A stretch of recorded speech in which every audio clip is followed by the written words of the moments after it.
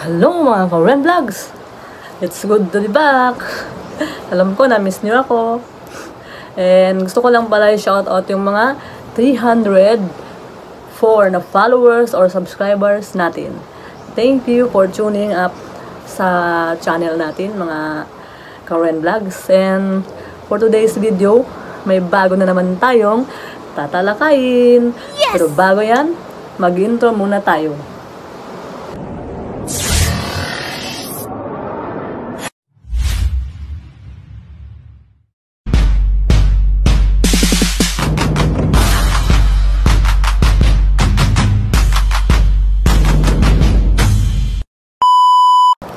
So, ito na nga mga ka-Ren Vlogs. Yung tatalakayin natin for today's video is about na naman sa isang product na nabili natin sa TikTok shop. So, ako kasi yung yung tipo ng tao na ambisyosa. Gusto kong pumuti. Pero, hanggang ngayon, ay naku, wala pa ring mga product na suitable sa skin ko. Suitable? So, ngayon na nga guys. Papakita ko na sa inyo yung product na ito. So, nakikita nyo naman sa thumbnail ng product natin is all about the Niacinamide Pure Serum. Wow. 2-in-1 face and body whitening and hydrating all skin types. Okay? So, whitens and lightens your skin for 21 days. So, ito na nga mga ka-Ren Vlogs. Gumamit tayo nito upang nang sa gayon ay pumuti tayo or naman maging fair yung skin natin. Pero, suddenly mga ka-Ren Vlogs, ang serum na ito is hindi effective sa atin. Hindi ko alam kung bakit. Ang nakalagay dito is 21 days na gagamitin. Sumobra na ako sa 21 days. Siguro mga 1 month na ginagamit ko ito. Naubos na nga, diba? So, ginagamit ko ito from evening and morning. So, yun na nga mga ka-Ren Vlogs, yung topic ko dito is hindi siya naging effective sa akin. Ewan ko, dahil siguro sa skin type ko, morena ako, at saka palagi ako naliligo ng dagat, kaya siguro hindi umepekto sa akin mga friends.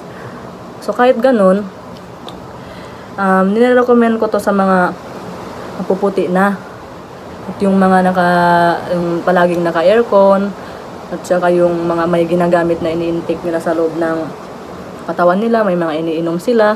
So, nire-recommend ko ito sa kanila. Pero as for me, hindi siya effective. So, naging smooth man yung skin ko. But then, as you can see, I'm still black. No. I'm still tan. Yes, I'm still tan, mga ka-Ren Vlogs.